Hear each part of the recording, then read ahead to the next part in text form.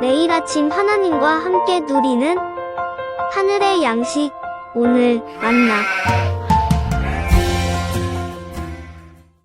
예수께서 그리스도이심을 믿는 자마다 하나님께로부터 난 자니 또한 낳으신 이를 사랑하는 자마다 그에게서 난 자를 사랑하느니라.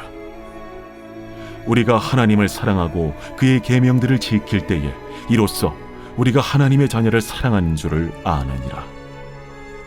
하나님을 사랑하는 것은 이것이니 우리가 그의 계명들을 지키는 것이라. 그의 계명들은 무거운 것이 아니로다. 무릇 하나님께로부터 난 자마다 세상을 이기느니라.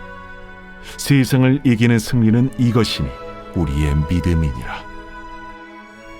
예수께서 하나님의 아들이심을 믿는 자가 아니면 세상을 이기는 자가 누구냐? 이는 물과 피로 임하신 이시니 곧 예수 그리스도시라. 물로만 아니요 물과 피로 임하셨고 증언하는 이는 성령이시니 성령은 진리니라. 증언하는 이가 셋이니 성령과 물과 피라. 또한 이 셋은 합하여 하나이니라. 만일 우리가 사람들의 증언을 받을진대 하나님의 증거는 더욱 크도다.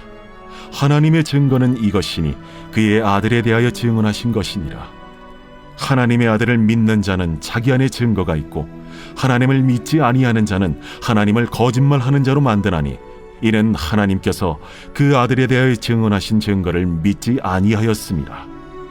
또 증거는 이것이니 하나님이 우리에게 영생을 주신 것과 이 생명이 그의 아들 안에 있는 그것이니라.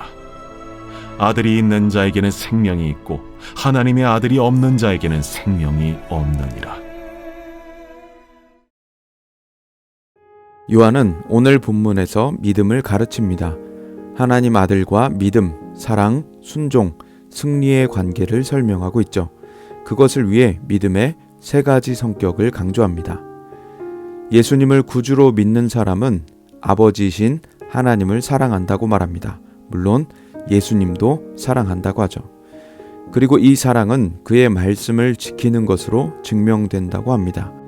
이것은 어쩌면 자연스러운 것이라고 말할 수 있습니다.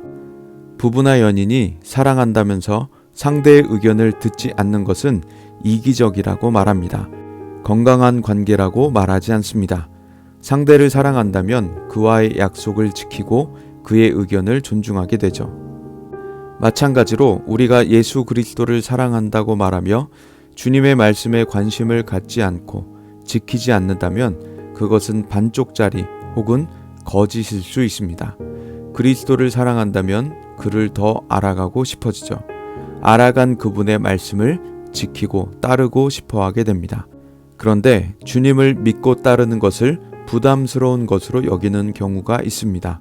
하지만 주님께서 수고하고 무거운 짐진 자들을 초청하시며 말씀하셨습니다. 주님의 가르침은 쉽고 가볍다고 하셨죠. 예수님 당시 종교 지도자들은 사람들이 순종하기 어려운 것들을 강요했습니다. 하나님의 뜻과 다르게 율법을 해석하며 마치 사람들에게 수갑을 채우고 조르는 듯한 압박을 줬습니다. 그러나 주님의 가르침은 그렇지 않습니다. 쉼을 얻습니다. 즐거움이 있고 보람이 있죠. 주님의 말씀은 생명이 있고 사랑이기 때문에 그런 것이죠. 이어서 믿음은 지키는 것, 순종하는 것이라고 설명한 후 믿음은 우리를 승리하게 한다고 합니다. 믿음이 우리에게 주는 결과이죠.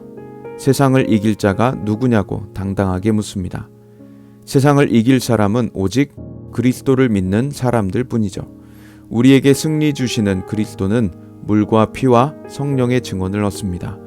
물은 세례를, 피는 주의 십자가 사건을 연상하게 합니다.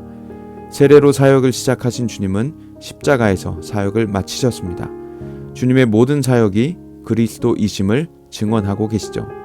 또 진리의 영이신 성령께서 직접 그리스도를 증언하고 계십니다. 이 모든 증언을 보며 주님의 승리를 확신하게 됩니다. 주님께서 하신 일들을 믿기 때문이죠. 이처럼 주님을 믿는 자들은 승리의 확신으로 평안하게 하루하루를 살아가게 됩니다. 그리고 실제적인 승리를 우리가 맛보게 되는 것이죠.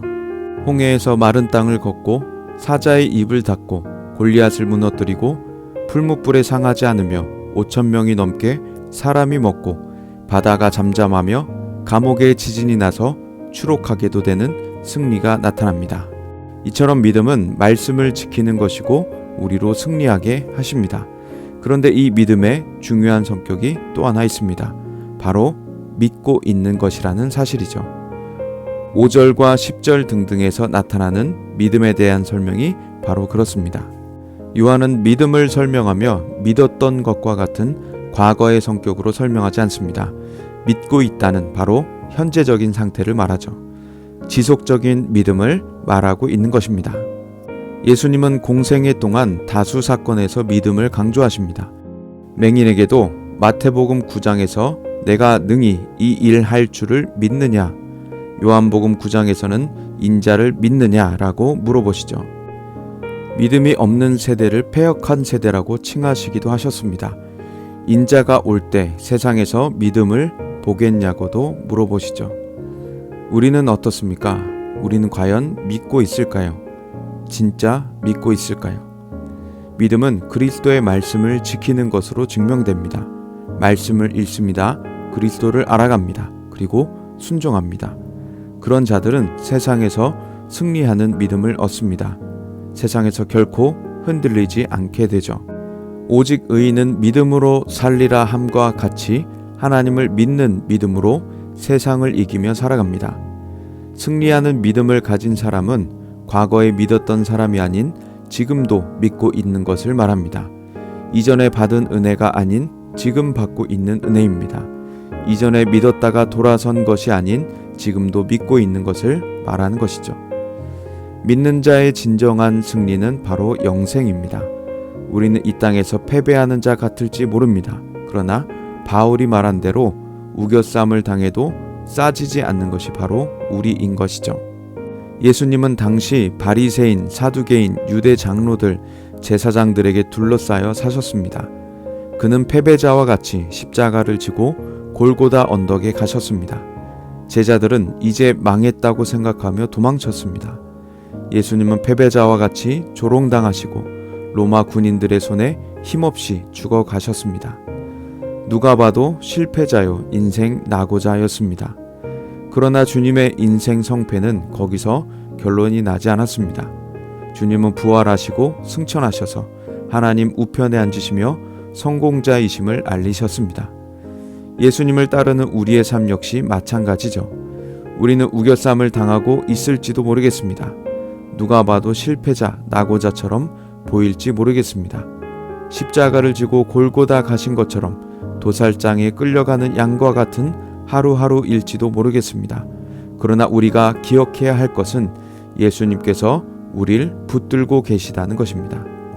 건강의 실패자와 같은, 재정의 실패자와 같은, 가족 구원의 실패자와 같은 우리의 모습일지 모르겠습니다. 그러나 우리가 흔들리지 말아야 할 것은 우리의 성공은 바로 영생에 있다는 사실입니다. 그 영생은 우리의 소망이 되며 이 세상을 이기고 참된 것을 기다리는 힘을 줍니다. 이 세상을 이길 영생의 소망, 믿음의 힘, 오늘도 우리를 붙드시는 주님을 지속적으로 믿으며 영원한 승리자로 사시는 우리 되기를 간절히 소망합니다.